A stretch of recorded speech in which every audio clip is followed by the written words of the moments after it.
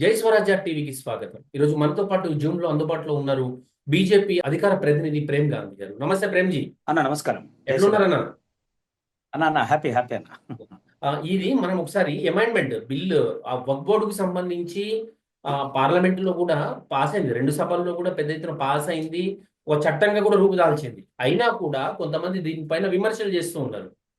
దీన్ని ఎట్లా చూడొచ్చు అంటారు? జనరల్ గా చాలా వరకు కొంత అభిప్రాయం వాళ్ళకందరికి కూడా జరిగినటువంటి అమిట్మెంట్లు జరిగినటువంటి విషయాల్లో కొంత ఆలోచన లేక కొంత ఇచ్చేస్తా ఉన్నారు. ముమ్మాటికి చాలా మందికి అమిట్మెంట్ సంబంధించినటువంటి అంశాలు పూర్తి తెలిసిన వాళ్ళు ఎవరు కూడా విభేదించరు.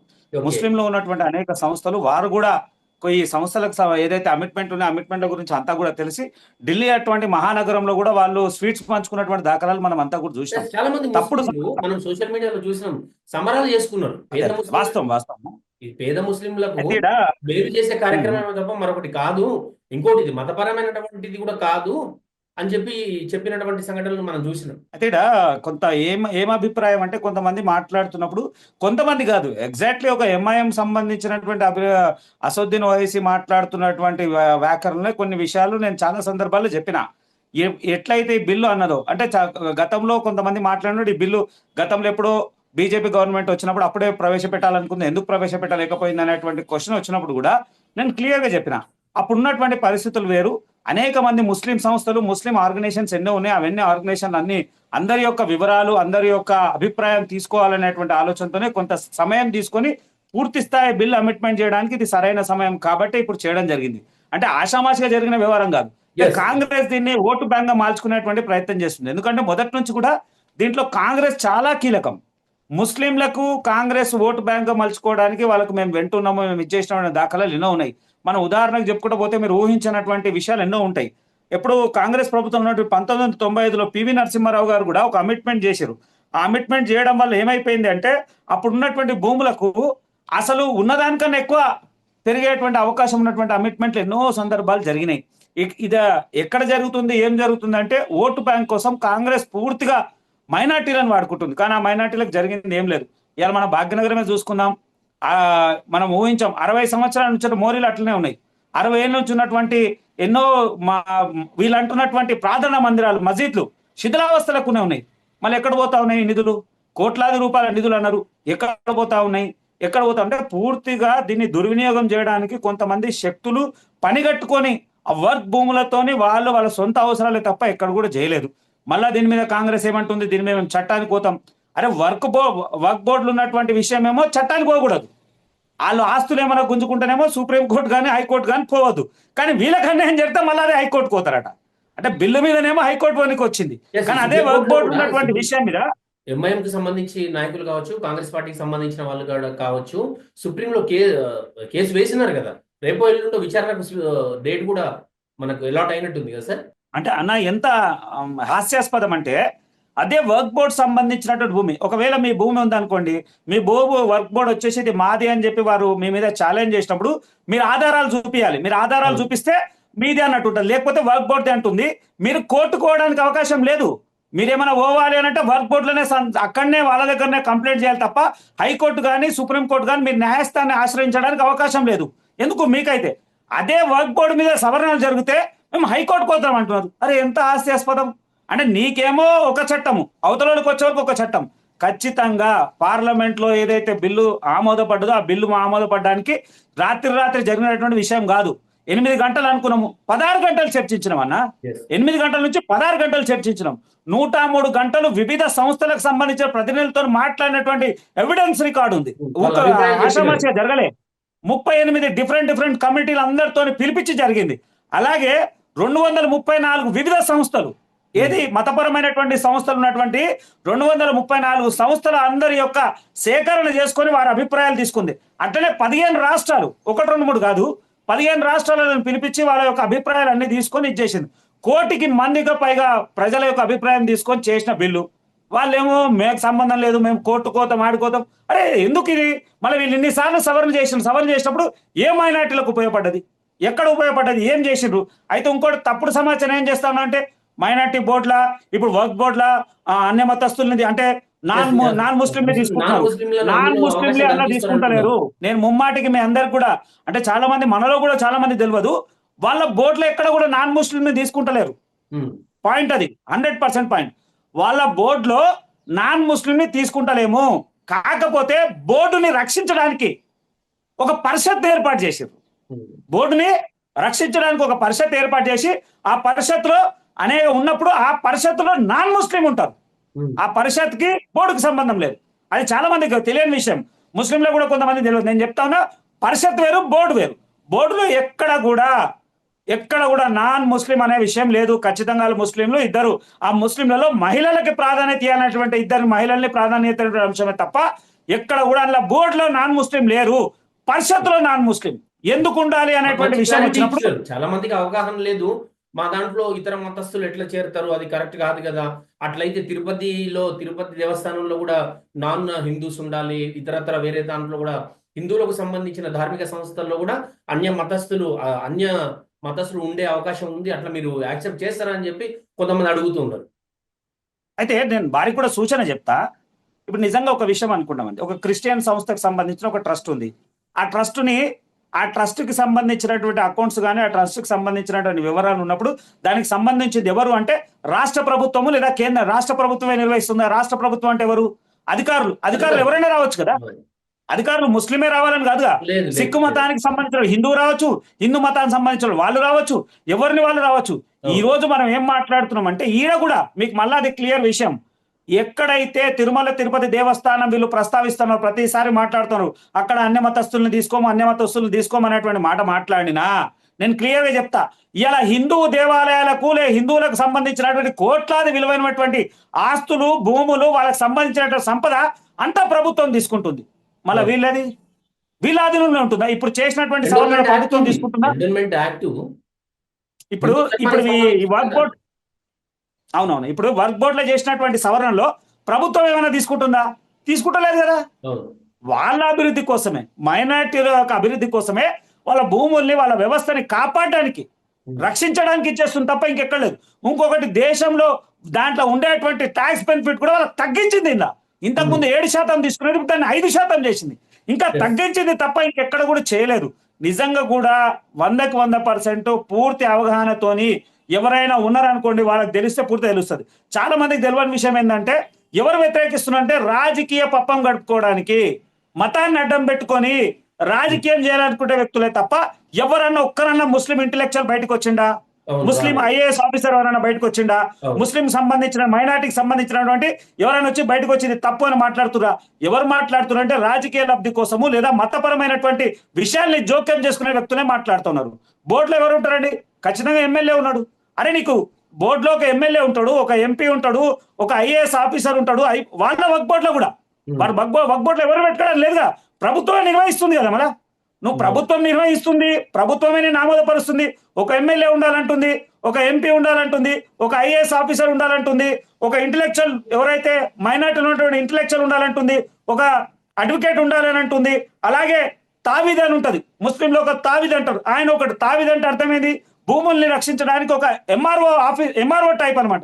అలాంటి వ్యక్తుల్ని ఉండాలంటుంది. అరే వీళ్ళందరూ కూడా మీరే ఉంటున్నారు కదా, ఎక్కడ ఇది అయిపోతా ఉంది, ఎక్కడ కూడా నష్టం జరగదు. ఇంకోటి దానికి తోడు మనం చాలా గమనించాల్సినటువంటి విషయము, ఏదైతే వర్క్ బోర్డులో ఉన్నటువంటి అధికారులు, ఏదైతే బోర్డు ఉందో బోర్డు దీనికి సంరక్షించేటువంటి అధికారులకి కేంద్ర ప్రభుత్వం డబ్బులు చెల్లిస్తుంది, కేంద్ర ప్రభుత్వం జీతం ఇస్తుంది. అరే ఇదెక్కడ దూరం? కేంద్ర ప్రభుత్వం జీతం ఇవ్వాలి. ఈ బోర్డుకు సంబంధించి ఉద్యోగులను ఎవరైనా తీసుకుంటే బోర్డు నుంచి డబ్బులు ఇవ్వడం కాదు, కేంద్ర ప్రభుత్వమే వాళ్ళకి జీతభత్యాలు ఇస్తుంది. కేంద్ర ప్రభుత్వం వాళ్ళకి జీతభత్యాలు ఇస్తుంది. అరే ఇది ఎక్కడ న్యాయం? తర్వాత వక్ఫ్ బోర్డు ఎక్కడ ఉంది? భారతదేశంలో ఉంది. భారతదేశంలో ఉన్నటువంటి వక్ఫ్ భూములకు భారతదేశ ప్రభుత్వానికి ఏం సంబంధమే లేదా? అది ఇది ఎక్కడ న్యాయం? సంబంధం లేదని మీరే అంటారు, మళ్ళీ అందులో ఉండడానికి ప్రభుత్వం జీతం చెల్లించాలా? ఇది ఎక్కడ న్యాయం? క్లియర్ గా కనబడతా ఉంది. ఇప్పటికి కూడా ఆ భూముల్ని రక్షించడానికి ప్రభుత్వము అజమాయిషీ తీసుకుంటుంది. ప్రభుత్వము ఒక బలమైనటువంటి నిర్ణయం తీసుకొని ఆ భూముల్ని రక్షించడానికి ఒక సరళమైనటువంటి పద్ధతిలో పోయేటువంటి ప్రభుత్వం చేస్తుంది. ఇప్పటి వరకు దాన్ని ఎక్కడ రికార్డ్స్ లేవు, అఫీషియల్ రికార్డు లేవు, ఎక్కడ ఏమున్నది లేదు, డిజిటలైజేషన్ లేవు, రిజిస్టర్డ్ డాక్యుమెంట్స్ లేవు, ఏ బ్యాంక్ అకౌంట్స్ లేవు, ఎక్కడ ఆడిట్లు జరగలే, ఎక్కడ లావాదేవీలు లేవు. అంటే మేము చెప్పము అంటే ఎవరికి చెప్పరు? మైనార్టీ ఉన్నటువంటి ఎంతో మతపరం మీరు చేస్తున్నటువంటి సంక్షేమం ఎక్కడైనా జరుగుతుందా? ఎక్కడ జరుగుతా ఉంది ఇలా? లిటరసీ రేట్ చూసుకుంటే చదువుకోని పరిస్థితులు ఎక్కడ ఉన్నాయంటే మైనార్టీలలో ఉన్నాయి. మరి మీరు ఏం చేస్తా ఉన్నారు? ఎక్కడ ఉన్నాయి? ఓ పెద్ద ఎత్తున ఏమైనా చేస్తా ఉన్నారా? ఈ మైనార్టీలకు ఏమైనా ఉపయోగపడేటువంటి కార్యక్రమాలు చేశారు? ఎక్కడ చేయలేదు. ఎస్ నేను ఒక దానికి తోడు మనం పూర్తిగా గమనించుకుంటూ పోతుంటే అసలు ఊహించినటువంటి విషయం, ఎప్పుడైతే 2015లో ఉన్నటువంటి 2015లో 3,47,143 ఎకరాలు ఉన్నటువంటి భూమి మళ్ళా సవరణ జరిగిన తర్వాత కాంగ్రెస్ ప్రభుత్వం 2000 సవరణ చేసిన తర్వాత ఎంత భూమి వచ్చిందంటే ఇలా ప్రస్తుతం వచ్చినాగానే 8,72,325 ఎకరాల భూమి. అంటే 5 లక్షల భూమి, ఎకరాల భూమి ఎట్లా పెరిగింది? అంటే భూమి సృష్టించబడ్డదా? భూమి ఎక్కడి నుంచి వస్తుందన్నా? భూమి అయితే సృష్టించబడదు కదా. ఇదేం ఒక ఇండస్ట్రీ కాదు కదా. భూమిని నువ్వు సృష్టించలేవు కదా. ఉన్న భూమి, ఇంత భూమి ఎట్లా పెరిగింది? పెరగడానికి గల కారణాలు ఏంది అంటే క్లియర్ గా కూడా ఆ రోజు జరిగినటువంటి సవరణలో వీళ్ళు చేసినటువంటి విషయాలు, మహారాష్ట్ర, ఛత్తీస్గఢ్, తర్వాత జార్ఖండ్ అటువంటి మారుమూల ప్రాంతాల్లో, అడవిలు ఉన్నటువంటి ప్రాంతాల్లో మైనార్టీలకు సంబంధించినటువంటి వక్ఫ్ బోర్డు చాలా మంది పోయి అక్కడ భయపెట్టించి బెదిరించి ఎంతో మంది భూములు లాక్కున్న దాఖలాలని. తమిళనాడులో ఒక రైతు, ఆయన సుప్రీంకోర్టు వరకు పోయిండు. ఒక రైతు తమిళనాడులో రైతు, ఆయన పేరు రామ్మూర్తి అనేటువంటి రైతు 3 తరాల నుంచి ఉన్నది. వాళ్ళ తాత ముత్తాత ఆయనకు వచ్చిన తర్వాత ఆయన బిడ్డ పెళ్లి ఉండని భూమి అమ్మడానికి పోతే అప్పుడు ఏమంటున్నారు, ఇది వర్క్ భూమి అని. అంటే అరే 3 తరాలు మేము అనుభవించినాము, 3 తరాలు మేము అనుభవించి అమ్ముకోలేక పోతే కాదు వర్క్ భూమి, నువ్వు ఎక్కడ పోయి కంప్లైంట్ చేయాలంటే అక్కడ చేయాలి. అరే ఇది ఎక్కడ విడ్డూరం? అలాగే తమిళనాడులో ఒక 18 గ్రామాలు మొత్తం వర్క్ భూమి అంటే కాదు కదా. గౌరవ పార్లమెంట్ సభ్యులు చట్టసభలో కూడా చెప్తా ఉన్నారు, మనం ఈ వక్ఫ్ బోర్డుని ఇట్లనే ఉంచితే రేపొద్దున ఈ పార్లమెంట్ కూడా వక్ఫ్ అని అంటే వక్ఫ్ బోర్డు కిందికి పోతే ఈ పార్లమెంట్ కూడా పోయే అవకాశం ఉంది అని చెప్పి చట్టసభలో ఒక ఎంపీ మాట్లాడినటువంటి పరిస్థితి. సరే, ఇక పశ్చిమ బెంగాల్ విషయం చూసుకుందాం. మమతా బెనర్జీ వక్ఫ్ని మేము వ్యతిరేకిస్తున్నామని చెప్పి అంటున్నారు, ఇంప్లిమెంట్ చెయ్యమని చెప్తున్నారు. ఆ రాష్ట్రంలో కూడా పెద్ద ఎత్తున నిరసనలు జరుగుతున్నాయి. దీన్ని ఎట్లా చూడవచ్చు అంటారు? అదే ఇప్పుడు ఆ రాష్ట్రంలో నిరసనలు జరుగుతున్నాయి అంటే అక్కడ 37% ముస్లిం మైనార్టీలు ఉన్నారు అనేటువంటి ఒక అంచనా. 37% అక్కడ ఉన్నారు. ఆ 31% నిజమేనా? అయితే ఓటు బ్యాంక్ రాజకీయం అండి, వేరే ఏమి లేదు. ఓటు బ్యాంక్ రాజకీయ లబ్ధి కోసమే ఇలా నేను వక్ఫ్ బోర్డు మేము ఇక్కడ అమలు చేయము, మేము ఇది చేయము. ఆమె ఎవరు అమలు చేయకపోవడానికి? కేంద్రం చేసినటువంటి చట్టం ఖచ్చితంగా అన్ని రాష్ట్రాలు అమలు చేయాల్సిందే. అమలు చేయకపోతే కేంద్రం ఏ స్థాయిలో అమలు చేస్తుందో చేయడానికి సిద్ధంగా ఉన్నాం. వాళ్ళు ఎవరు చెప్పడానికి? ఏదో మాట్లాడతారు, రాహుల్ గాంధీ ఏమో మాట్లాడతారు, సోనియా గాంధీ ఏమో మాట్లాడతారు. అరే 70 సంవత్సరాలు మనం ఇది ఏదో రుద్దితే మనం అనుభవించలే? వాళ్ళు చేసిన చట్టాలన్నీ రుద్దురు కదా, రుద్దితే అనుభవించినాం కదా అన్న. వాళ్ళు చేసిన చట్టాలన్నీ రుద్దినాం, అనుభవించడం, నరకం చూసినాం, ఇంకేం కావాలి? అరే ఇలా అవకాశం ఉన్నది, న్యాయంగా నీకు అన్యాయం అయితే చెప్పు, నిజంగా నీకేం అన్యాయం జరుగుతుందో చెప్పు. అది చెప్పరు, అది అట్లా అవుతుంది. అరే నీకు రోహింగ్యాలు నీ రాష్ట్రంలో వచ్చి కబ్జా చేసుకుంటున్నారు ఆ పశ్చిమ బెంగాల్, దాని గురించి మాట్లాడడానికి చేతన అయితే లేదు. అరే దేశం విచ్ఛిన్నం అవుతుంది, దాని గురించి మాట్లాడడానికి అయితే లేదు. ఓటు బ్యాంక్ రాజకీయం, తన పదవిని కాపాడుకోవడం తప్ప ఇంకడెక్కడ లేదు.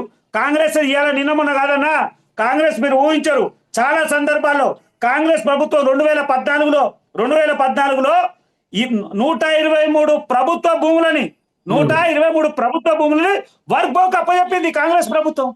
మరి ఎంత